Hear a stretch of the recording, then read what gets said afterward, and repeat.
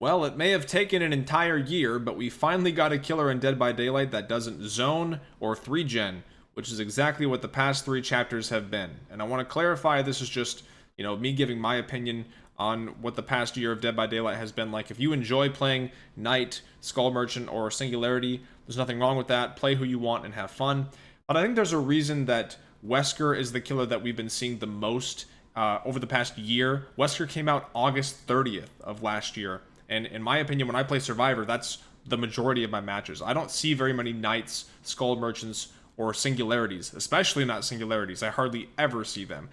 Maybe a little more Skull Merchants recently because of the chess playstyle being popularized recently, but I feel like the majority of the player base has been vocal about not really being super excited about the whole 3-gen and zoning thing that's been happening with these past few chapters. However, finally with this new Alien chapter and the Xenomorph, you get everything that you could possibly want in a killer, in my opinion, which is mobility, stealth, and anti-loop. You can use tunnels to traverse the map at any time, and it's way more smooth than the Demogorgon's tunnels. You get to actually choose where to go, and there's no cooldown, and it recharges your crawling ability where you're in tail mode.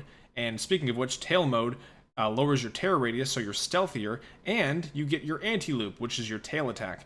And the tail attack isn't super oppressive or overpowered. It actually requires quite a bit of precision, and there's a delay to the ability as well, so you have to press the button in advance. There's about a second delay, so there's timing, and again, it's very precise as far as the hitbox. As Survivor, being able to set up flame-throwing turrets in order to slow the Xenomorph down and knock them out of their ability is a really cool way to counter the Xenomorph, in my opinion, and I think it's super creative and fresh. There's nothing else really like this in Dead by Daylight, so it just feels really fresh. And I know some people probably think it's super oppressive when you're playing Xenomorph, but there are add-ons that help you deal with it where it's less annoying, so you could try using those. The new map is also insane. You can tell this is probably the most time they've spent on a map in a long time, with how much detail there is, how many Easter eggs there are. There's other little things you can do on the map, like setting traps to slow down the killer, and it also slows down survivors.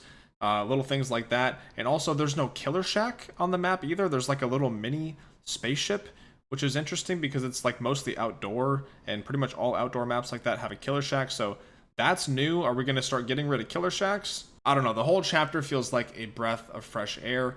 Even the perks on both sides are pretty fun to use and are going to create some really fun builds to use on both sides. I don't know. It just has me excited, and I hope that the entire year going forward is going to be like this. I know the next chapter is going to be licensed as well. So hopefully Behavior can see how much people are already enjoying this chapter just from the PTB and continue to go in this direction. Behavior has a huge opportunity right now because I've already seen so many people saying that they quit playing Dead by Daylight, but they're coming back for this chapter because of how good it looks.